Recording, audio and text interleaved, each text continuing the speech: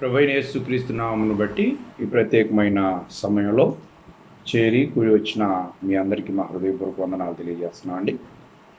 దేవుడు గతించినటువంటి దినములన్నిటను తన మహాకృప చేత మనలందరినీ కాపాడి మనకు ఆయుష్నిస్తూ ఆరోగ్యాన్ని ఇస్తూ భౌతికమైన ఆత్మ సంబంధమైన ఆశీర్వాదములు దయచేస్తున్న మహాదేవునికి మనమందరం ఎల్లప్పుడూ కూడా కృతజ్ఞతాస్తుతులు తెలియచేయబద్దులమై ఉంటున్నాం. ఈ సమయంలో కొద్ది నిమిషాలు దేవుని వాక్యమును మనం ధ్యానం చేద్దాం. మనం ధ్యానం చేసేటువంటి ధ్యాన అంశం ఏంటంటే ఆశా నిగ్రహము అనే అంశాన్ని మనం కొద్ది నిమిషాలు ధ్యానం చేద్దాం. ఆశా నిగ్రహము అనేటువంటి ఈ యొక్క నడవడికకు సంబంధించినటువంటి ఒక లక్షణం. ప్రతి ఒక్కరూ కూడా ఆశా నిగ్రహము కలిగి ఉండాలని పరిశుద్ధ గ్రంథము ద్వారా దేవుడు మనకు తెలియజేస్తున్నాడు. మానవుడు దేవుని పోలికలో దేవుని స్వరూపమందు నిర్మించబడినట్లుగానే మానవుడు సంఘజీవి, ఆశాజీవి. ఆశ అనేటువంటిది ప్రతి వ్యక్తి యొక్క జీవితంలో ఉంటుంది. అయితే ఆ ఆశ నిగ్రహము కలిగి ఉండడం అనేటువంటిది క్రైస్తవ జీవితానికి అవసరమై ఉంటున్నది. అందుకనే సువార్త ప్రకటనలో భాగంగా ఆయా సందర్భాల్లో ఆశా నిగ్రహము గురించి బోధించబడిన సందర్భాలు ఉన్నాయి. ఆశా నిగ్రహం అనేటువంటి దాని గురించి ఒకానొక సందర్భంలో అపోస్తులైన పౌలు సువార్త పరిచర్యలో పట్టుబడినప్పుడు తనను తీర్పు తీర్చి శిక్ష విధింపగలిగినటువంటి ఒక స్థాయిలో ఉన్న నాయకుడు ఈయన మీద వస్తున్నటువంటి అనేక ఫిర్యాదులను బట్టి అసలు ఈయన ఏం బోధిస్తున్నాడు విందాం అని చెప్పేసి పౌలుని పిలిపించుకున్నాడట. చూడండి, అపోస్తుల కార్యములు 24వ అధ్యాయము 24వ వచనం నుంచి 25వ వచనం వరకు.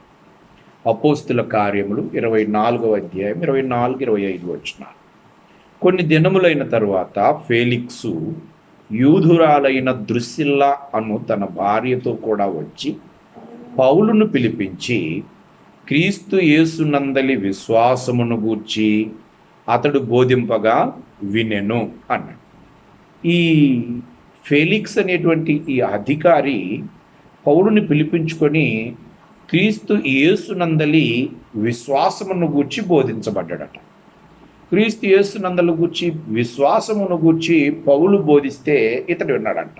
అంటే అందులో విశ్వాసమును గూర్చి అన్న దాంట్లో సబ్ పాయింట్లు ఏం చెప్పాడో 25వ వచనంలో చెప్తున్నాడు. చూడండి, అప్పుడు అతడు నీతిని గూర్చియు ఆశ నిగ్రహమును గూర్చియు రాబోవు విమర్శను గూర్చియు ప్రసంగించుచుండగా ఫేలిక్స్ మిగుల భయపడి ఇప్పటికి వెళ్ళుము, నాకు సమయమైన నిన్ను పిలువనంపింతునని చెప్పాడు.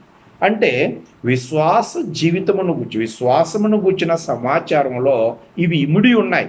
ఏమిటవి అని అంటే ఇక్కడ చెప్తున్నాడు, రాబోవు విమర్శను గూర్చి ప్రసంగించాడట, ఆశా నిగ్రహమును గూర్చి ప్రసంగించాడట, నీతిని గూర్చి ప్రసంగించాడట. అంటే నీతిగా బ్రతకడానికి, అందుకని అంటున్నాడు విశ్వాస సంబంధమైన జీవితంలో నీతిగా బ్రతకడానికి, దేవుని చిత్తమును జరిగించటానికి ఆశా నిగ్రహము అనేటువంటి ఒక మంచి లక్షణము ప్రతి ఒక్కరూ కలిగి ఉన్నారు. అందుకనే ఈ విషయాన్ని గురించి యాకోబు గారు అంటూ ఉన్నారు, ఈ ఆశ దురాశ అయితే అది చాలా ప్రమాదము అంటున్నాడు. చూద్దాం, యాకోబు పత్రిక 1వ అధ్యాయము, యాకోబు రాసిన పత్రిక 1వ అధ్యాయము 14-15 వచనాలు. ప్రతివాడును తన స్వకీయమైన దురాశ చేత ఈడువబడి మరులు కొల్పబడిన వాడై శోధింపబడును. దురాశ గర్భము ధరించి పాపమును కనగా పాపము పరిపక్వమై మరణమును. ఆశ దురాశ అయిపోతుంది. ఆశ ఉన్నంత వరకు ఇబ్బంది లేదు. ప్రతి వ్యక్తి ఆశ కలిగి ఉండడం తప్పు లేదు. ఆ ఆశ దురాశ అయిపోతుంది ఎప్పుడంటే నిగ్రహ శక్తి కోల్పోయినప్పుడు. ఆ ఆశ దురాశ అయిపోయినప్పుడు అది ప్రమాదం. ఏ స్థాయికి వెళ్ళిపోతుందట? దురాశ గర్భమును ధరించి పాపమును కనగా పాపము పరిపక్వమై మరణాన్ని కడుతుంది. కాబట్టి దురాశ పాపం చేయిస్తుంది. పాపం అనేటువంటిది మరణానికి నడిపిస్తుంది. కాబట్టి దురాశ అనేటువంటిది ఉండకూడదు.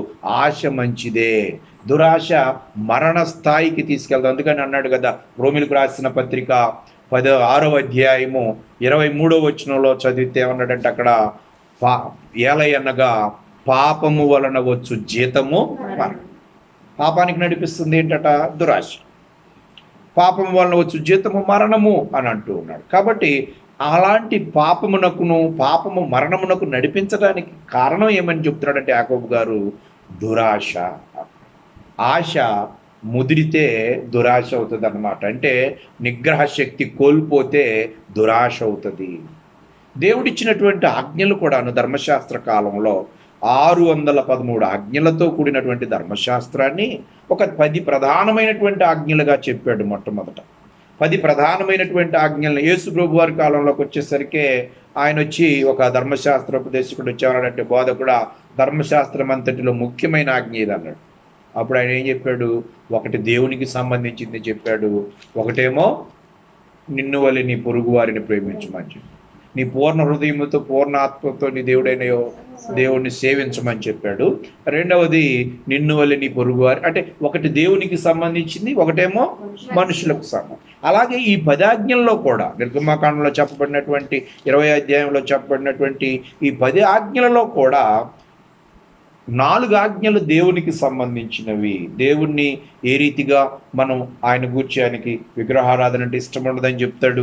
అదే రీతిగా ఆయన మరి వ్యర్థముగా ఉచ్చరింపకూడదు ఆయన నామం అంటాడు. ఇలా 4 ఆజ్ఞలు ఆయన గురించి ఉంటే 6 ఆజ్ఞలు మనుషుల గురించి, మన ఇరుగు పొరుగు వారిని గురించి ఎలా వారి విషయంలో ఉండాలో చెప్పి, అందులో ఆ 6 ఆజ్ఞలో చివరిది ఇక్కడ ఏం చెప్తున్నాడంటే 20వ అధ్యాయము 15వ వచనంలో 17వ వచనంలో 16-17 వచనాల్లో ఇలా చెప్తున్నాడు, నీ పొరుగువాని ఇల్లు ఆశింపకూడదు అన్నాడు.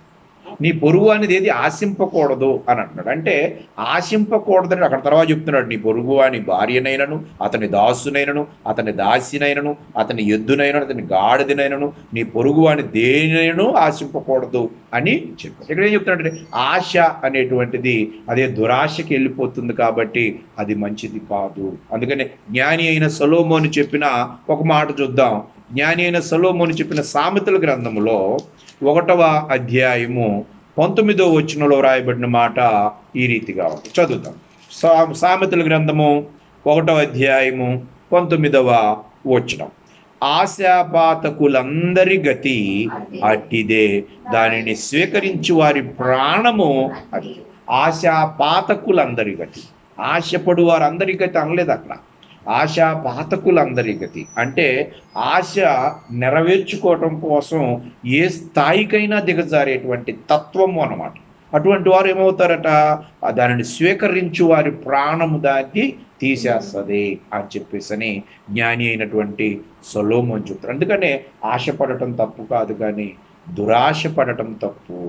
మనిషికి ఆశకు పరిమితి ఎక్కడ ఉంటుంది?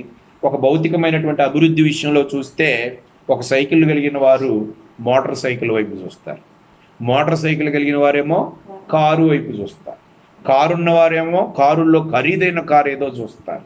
ఇలాగ మనిషి ఆశకి ఒక లిమిట్ అనేటువంటిది ఉండడానికి అవకాశం లేకుండా పోతుంది లోకంలో. అలాగే స్త్రీల విషయంలో చూస్తే చిన్న ముక్కు పుటకతో ప్రారంభమవుతుంది, ఆ తర్వాత చెవులకు అంటారు, ఆ తర్వాత చిన్న సన్న చెయ్యిని అంటారు, ఆ తర్వాత అలాగ గాజులను లేకపోతే ఇంకోటి వడ్డాను అనో ఏదో చెప్పేస్తారు. అంటే ఒక ఆశకు అనేటువంటిది పరిమితి అనేటువంటిది ఉండదు. అయితే పరిమితి కలిగినటువంటి వారు సంతృప్తి చెందడానికి అవకాశం ఉంటుంది. అందుకనే ఒక విషయంలో చెప్తున్నాడు, పేతురు రాసిన మొదటి పత్రికలో క్రైస్తవులు కలిగి ఉండవలసినటువంటి లక్షణాలను మాట్లాడుతూ ఈ రీతిగా తెలియజేస్తున్నాడు. పేతురు రాసిన మొదటి పత్రిక 1వ అధ్యాయము 5వ వచనం నుంచి చదివితే ఈ రీతిగా తెలియజేస్తున్నాడు. కడవరి కాలమందు కడవరి కాలమందు బయలుపరచబడుటకై సిద్ధముగానున్న రక్షణ మీకు కలుగునట్లు విశ్వాసము ద్వారా దేవుని శక్తి చేత కాపాడబడు మీ కొరకు ఆ స్వాస్థ్యము పరలోకమందు భద్రపరచబడి ఉన్నదని క్షమించాలి. 2 పేతురు రాసిన 2వ పత్రిక 1వ అధ్యాయం 5వ వచనం నుంచి ఇక్కడ క్రైస్తవులు కలిగిన లక్షణములను గురించి మాట్లాడుతున్నారు. ఆ హేతువు చేతనే మీ మట్టుకు మీరు పూర్ణ జాగ్రత్త గలవారై మీ విశ్వాసమునందు సద్గుణమును, అంటే లింక్ అనమాట, చైన్ అంటాం దీన్ని. ఆత్మ సంబంధమైనటువంటి నడవడికలో ఇవన్నీ కూడా కలిగి ఉండవలసినటువంటి లక్షణాలు. విశ్వాసమందు సద్గుణమును, సద్గుణమునందు జ్ఞానమును, జ్ఞానమునందు ఆశా నిగ్రహమును, ఆశా నిగ్రహమునందు సహనమును, సహనమునందు భక్తిని, భక్తి యందు సహోదర ప్రేమను, సహోదర ప్రేమ యందు దయను అమర్చుకోవాలా. ఇది ఒక్కొక్కటికి చెప్తున్నాడు. అందుకని విశ్వాసముతో ప్రారంభమైంది. విశ్వాసం సద్గుణంలో ఉండాలి, సద్గుణం కలిగి ఉండాలి. సద్గుణం జ్ఞానం కలిగి ఉండాలి. జ్ఞానము ఆశానిగ్రహం కలిగి ఉండాలి.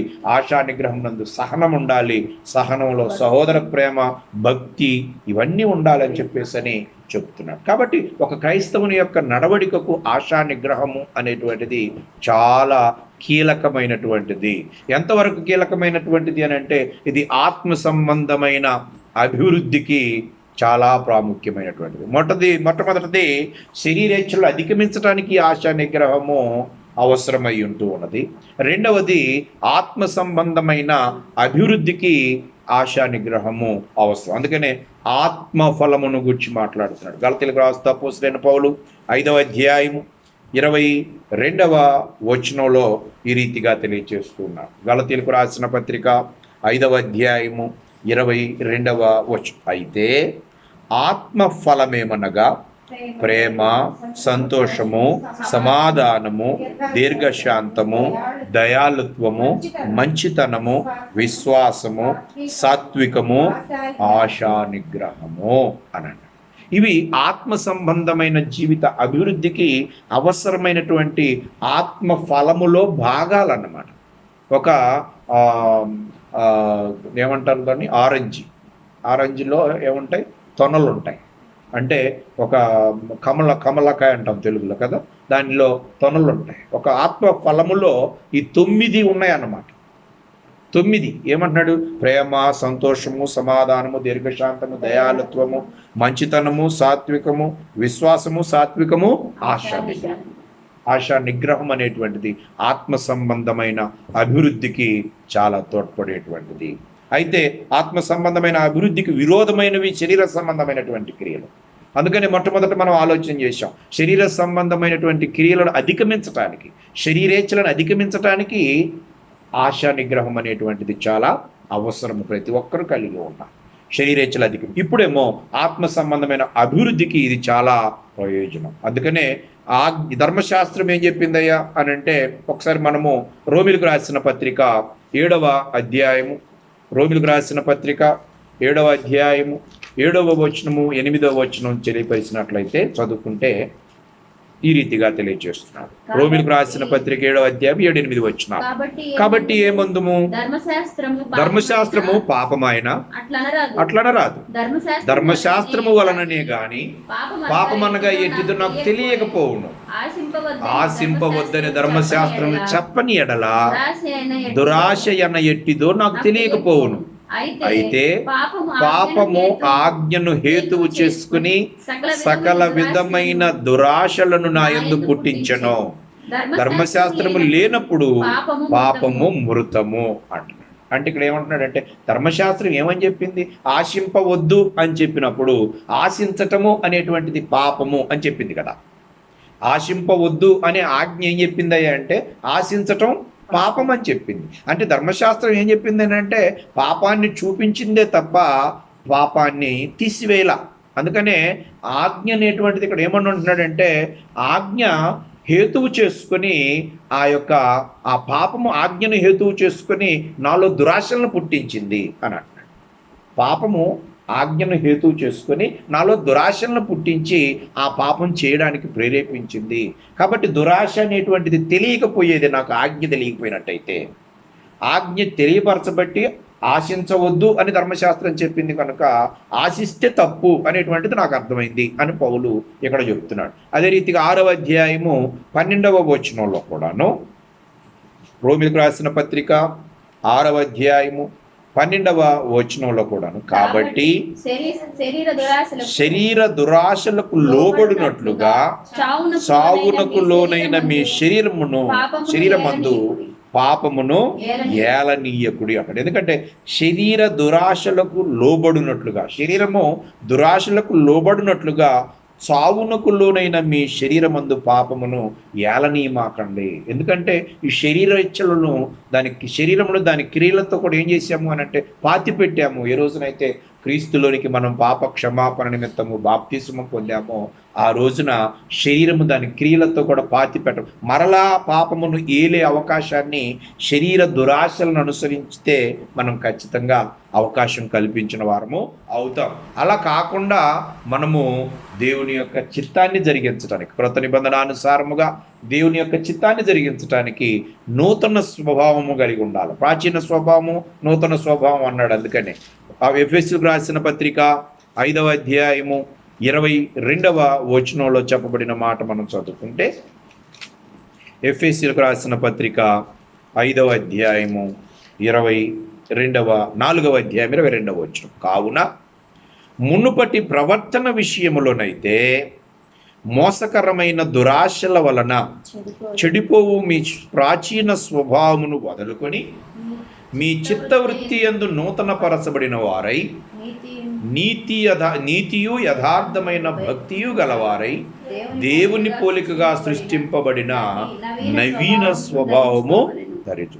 మునుపు అని అన్నాడు. అంటే క్రీస్తులోనికి రాక మునుపు ప్రాచీన స్వభావము, అది దురాశలతో కూడి ఉన్నది అని అంటున్నాడు.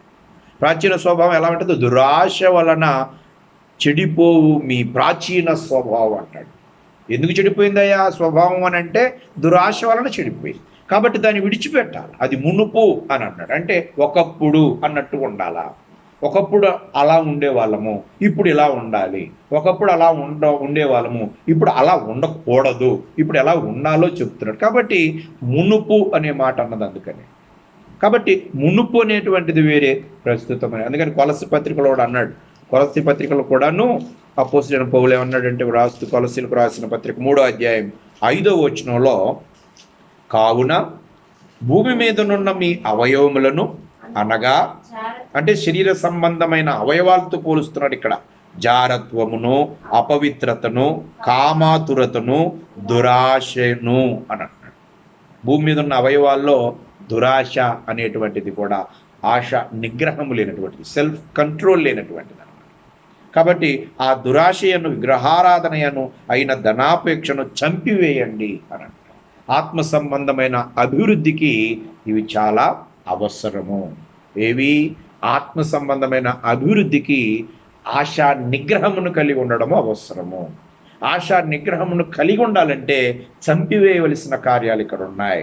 అవి పూర్వము లేక మునుపు అని చెప్పబడినటువంటి వాటిల్లో ఆ కార్యాలను ఇప్పుడు జరిగించకుండా ఉండటమే వాటిని చంపివేయటము.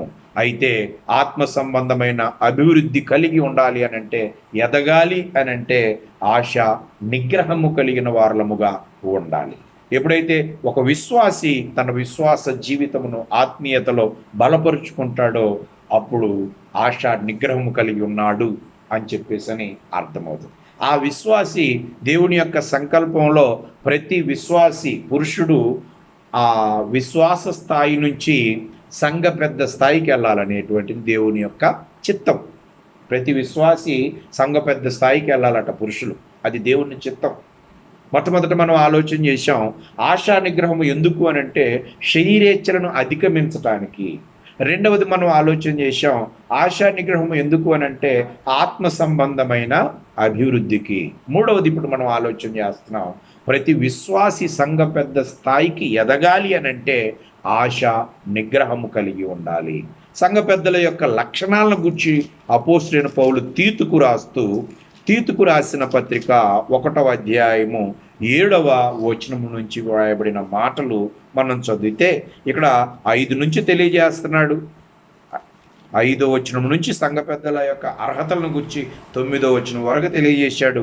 అయితే ఇక్కడ చెప్తున్నాడు 7వ వచనం నుంచి, ఎందుకనగా అధ్యక్షుడు దేవుని గృహ నిర్వాహకుని వలె నిందారహితుడై ఉండవలెను. అతడు స్వేచ్ఛాపరుడును, ముక్కోపియు, మద్యపానీయు, కొట్టువాడును, దుర్లాభము అపేక్షించువాడును కాక అతిథి ప్రియుడును, సజ్జన ప్రియుడును, స్వస్థ బుద్ధి గలవాడును, నీతిమంతుడును, పవిత్రుడును, ఆశ నిగ్రహము గలవాడునై ఉండి అంటున్నాడు. ఆశ నిగ్రహము గలవాడునై ఉండి తాను హితబోధ విషయమై జనులను హెచ్చరించుటకును ఎదురాడు వారి మాట ఖండించుటకును శక్తి గలవాడుగునట్లు ఉపదేశమును అనుసరించి నమ్మదగిన బోధను గట్టిగా చేపట్టుకునివాడునై ఉండాలి. ఇవి సంఘ పెద్దల యొక్క అర్హతలు. ఈ అర్హతల్లో కూడా ఏం కలిగి ఉండాలంటున్నాడంటే ఆశా నిగ్రహము గలవాడునై ఉండాలి. సంఘ పెద్ద స్థాయికి ఎదగడానికి ఈ అర్హత అనేటువంటిది చాలా ప్రాముఖ్యం. కాబట్టి విశ్వాసమును గుర్చిన బోధలో అపోస్తలుడైన పౌలు ఫేలిక్స్నకు అతని భార్య దృష్టిలకు వాక్యం చెప్పేటప్పుడు ఆయన నీతిని గూర్చియు, ఆశా నిగ్రహమును గూర్చియు, రాబో విమర్శను గూర్చియు చెప్పాడు. అంటే ఒక బేసికల్గా ఒక ప్రాథమిక అంశంలో భాగంగా ఆశా నిగ్రహమును గూర్చి ఎందుకు చెప్పాడు అని అంటే శరీరేచ్ఛలు అధిగమించాలి అన్న దాని గురించి చెప్పాడు. శరీరేచ్ఛలు అధిగమించడానికి ఇది అవసరము, ఆశా నిగ్రహం అని చెప్పాడు. తర్వాత ఆత్మ సంబంధమైన అభివృద్ధికి ఆత్మఫలమేమనగా అంటున్నాడు. ఆత్మఫలమేమనగా అని చెప్పేసి ఆ యొక్క 9 లక్షణాల్లో ఆశా నిగ్రహం అనేటువంటిది ఒకటి. అలాగనే ప్రతి విశ్వాసి సంఘ పెద్ద స్థాయికి వెళ్ళాలి. సంఘ పెద్ద స్థాయికి వెళ్ళాలి అని అంటే ఆశా నిగ్రహం అనేటువంటి ఒక లక్షణం కలిగి ఉండాలి. అలాగనే ఆశ అనేటువంటిది దురాశగా మారినప్పుడు చాలా ప్రమాదం అని చెప్పేసి మనం తెలుసుకున్నట్లుగానే ఇక్కడ చెప్తున్నాడు. 6వ అధ్యాయము తిమోతికు రాసిన మొదటి పత్రికలో అపోస్తలుడైన పౌలు తిమోతికు రాసిన మొదటి పత్రిక 6వ అధ్యాయము 9వ వచనం, ధనవంతులగుటకు అపేక్షించువారు శోధనలోను, ఉరిలోను, అవివేక యుక్తములను, హానికరములనైన అనేక దురాశలలోనూ పడుదురు. అట్టివి మనుషులను నష్టములోను, నాశనములోను ముంచివేయును. చెప్తున్నాడు ఇక్కడ ధనవంతులగుటకు అపేక్షించువారు. ధనవంతులు అవ్వకూడదు, నేను భేదవాడుగా ఉండాలని ఎంతమంది కోరుకుంటారు? ఎవరు కోరుకోరు. అందరూ ఏమనుకుంటారు?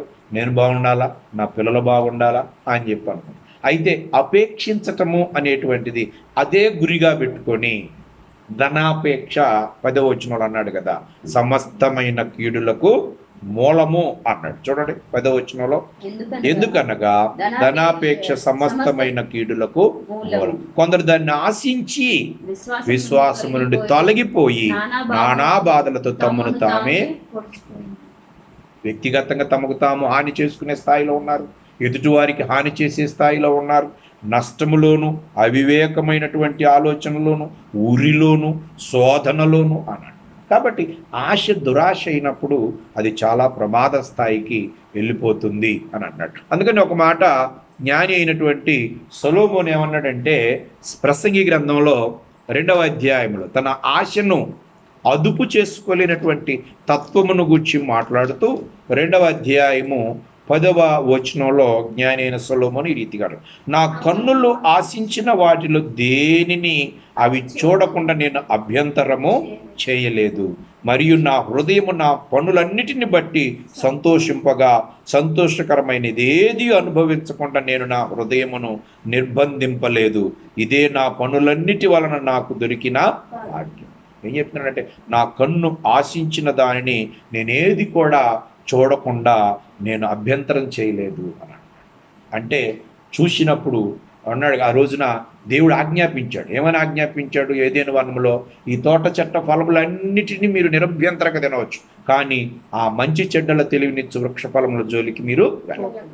ఎప్పుడైతే దేవుడు ఆజ్ఞాపించాడో వాటి వైపు చూడటానికి కూడా ధైర్యం చేయలేదు. కానీ అపవాది వచ్చి ఎప్పుడైతే వారిలో భయాన్ని తీసివేశాడో, మీరు చావనే చావరనే అబద్ధాన్ని ఎప్పుడైతే వారి మనసులో పెట్టాడో, ఆ దృష్టితో ఆ పండు వైపు చూస్తే అక్కడ రాశాడు, ఆ పండు చూచుటకు ఎలా ఉందట, రమ్యమైనది, తినుటకు రుచిగా ఉన్నదానిలా కనపడిందట. అంటే చూడటానికి సాహసం చేయలేని స్థితిలో నుంచి ఆశ పడ్డప్పుడు ఏమైందంటే, ఆశ దురాశగా మారినప్పుడు ఏమైందంటే ధైర్యం వచ్చింది.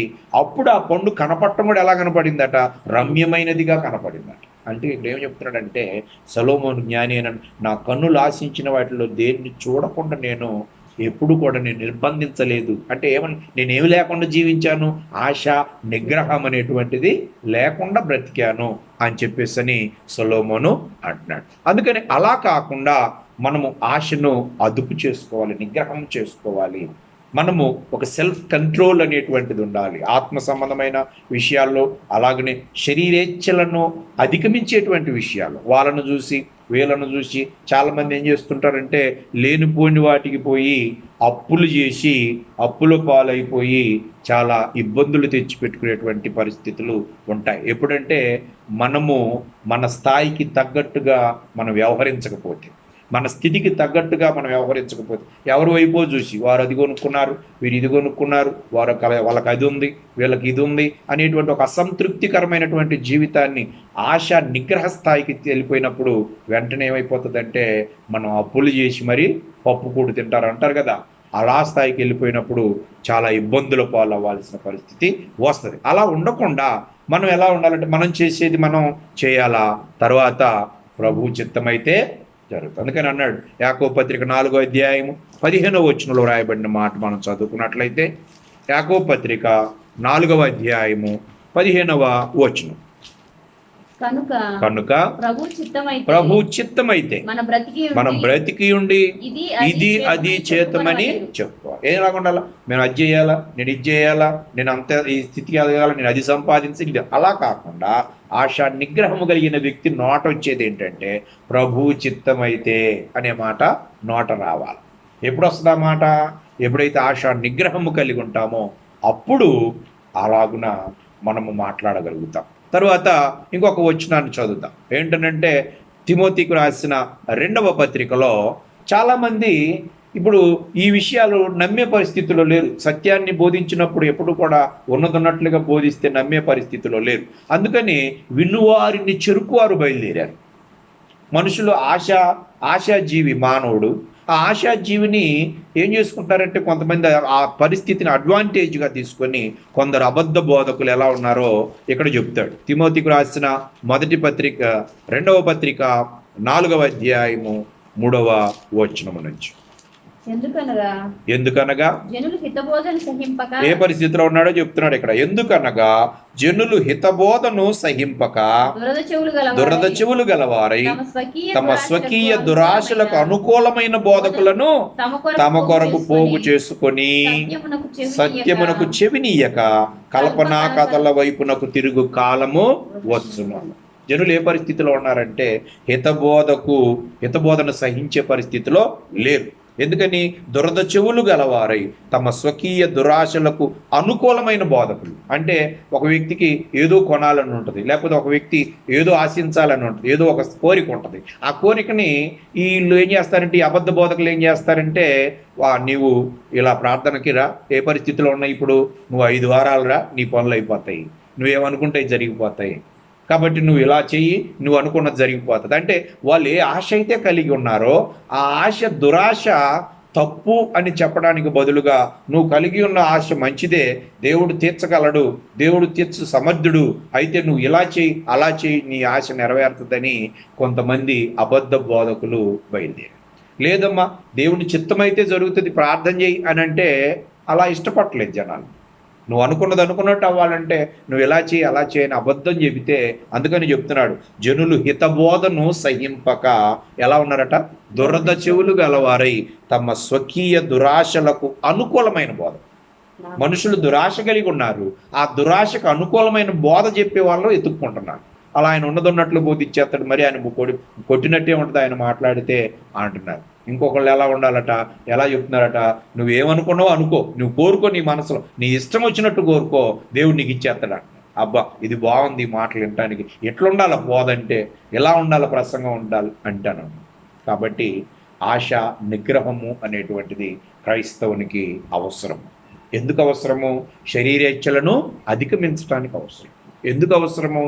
ఆత్మ సంబంధమైన అభివృద్ధికి అవసరం. ఎందుకు అవసరము? ప్రతి విశ్వాసి సంఘ పెద్ద స్థాయికి ఎదగాలి ప్రతి పురుషుడు అన్నది దేవుని యొక్క చిత్తం కనుక అందుకు ఆశా నిగ్రహము కలిగి ఉండాలి.